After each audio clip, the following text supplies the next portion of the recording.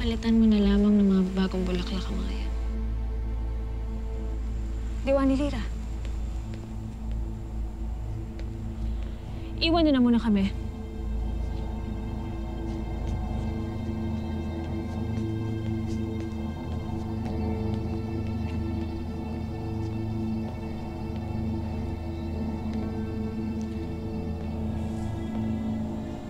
Huwag na tayo mag-aksaya ng panahon.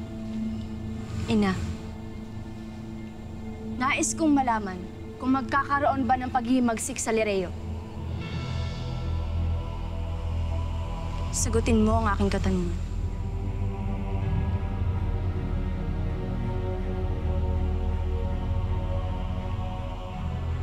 Ang lahat ng kaharian ay may himagsikan. Ngunit May pinamumunuan ka bang himagsikan ngayon dito sa Lireo? Sagutin mo ang tanong ko! Oo!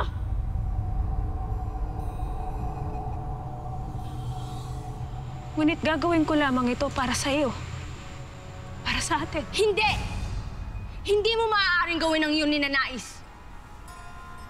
Hindi ako papayag na maghasik ng kasamaan ng sarili kong ina laban sa inang kinalakihan ko. Sa inang mahal ko. Pirena! Kay lakas ng loob mong sumbatan ako? Sa tingin mo ba'y mapipigilan mo ko sa lahat ng nais kong gawin? Hindi nga! Pero binabalaan kita, Pirena.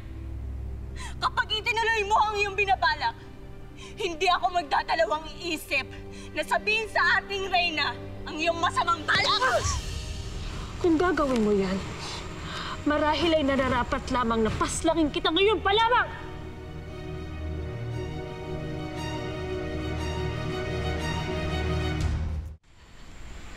Kay tagal ko itong binalak na gawin. At hindi ko hahayaan na maging malakid ka sa akin. Pirena! Pirena, huwag mong gagawin ito sa sarili mong anak! Pirena!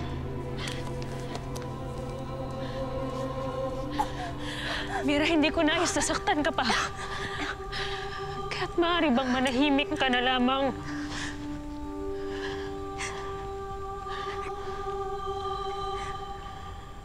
Iniisip mo ba? Nasusundin pa kita? Kung gano'n, naisipin mo ang iyong sarili. Kung humadlang ka sa akin, kung mabigo ako sa aking mga balak, iisipin na lang lahat na hindi ikaw ang tunay na anak ni Amihan kung hindi ang anak ko. Sa tingin mo ba'y mamahalin ka pa ni Amihan? Hindi na, Lira. At wala nang diwata sa Lireo ang tatanggap pa sa isang prinsesang huwad na gaya mo. Kaya tumahimik ka na lamang, maaari ba? Lalo pat para sa atin itong gagawin ko. Itatawanan nila ako kung kinakailangan. Ngunit hindi ko hahayaang paghimagsikan mo ang inang reyna ko.